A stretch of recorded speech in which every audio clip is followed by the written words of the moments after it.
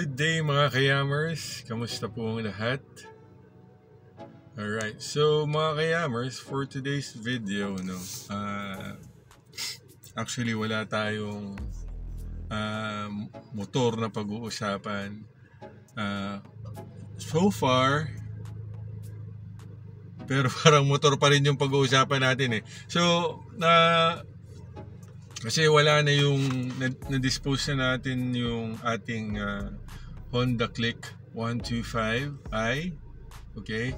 So ngayon, searching ako for another motorcycle na na pwede nating alagaan.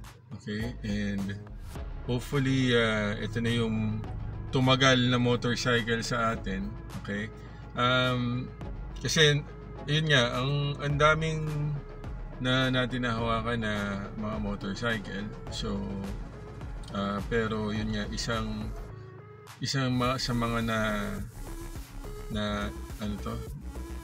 naisip ko is ano ba yung motorcycle na fit para sa lifestyle natin, and at the same time, alam mo yun, hindi tayo masyadong gumastos when it comes to basic maintenance, upgrades, and all those good stuff na maisipan natin ilagay sa motor, no?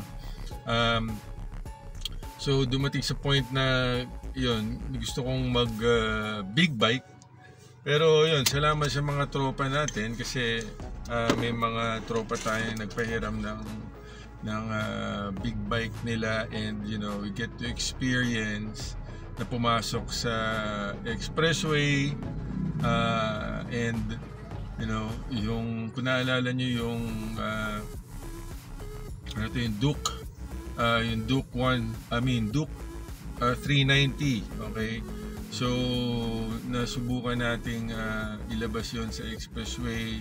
So nag-rides tayo together with yung mga kaibigan natin, and ang daming mga ang dami kong mga natutunan when it comes to that, in terms of yung mga gastos syempre, and is it really worth it to buy a big bike with the lifestyle that I have.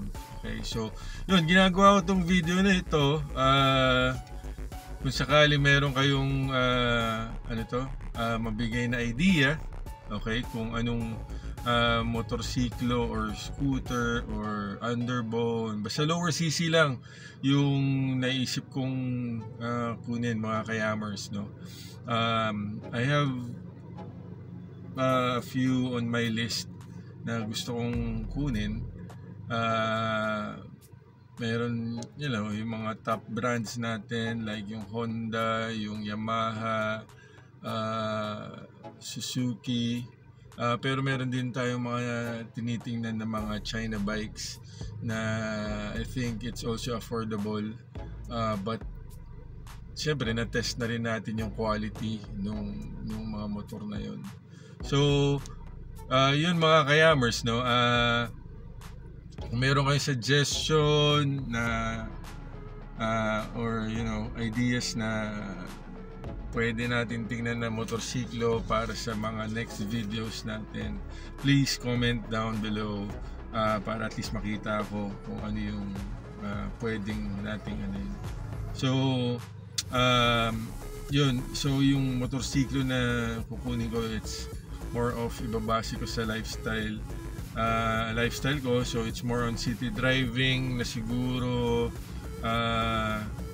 scooter para at least maangkas ko rin yung mga anak ko, and yung misis ko. Pwede rin siguro paminsan-minsang i-long ride. So yun mga kayamers, again, maraming salamat sa mga walang sawang sumusuporta sa ating channel. Alam ko medyo ilang buwan na rin akong missing in action, pero yun, hopefully sa mga susunod na videos natin mas suportahan nyo pa ako.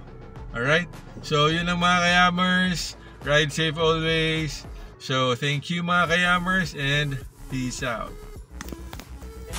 time, staying strong. Need to move on to be what I want. I'll keep dreaming on. Time, staying strong. Need to move on to be what I want. I'll keep dreaming on.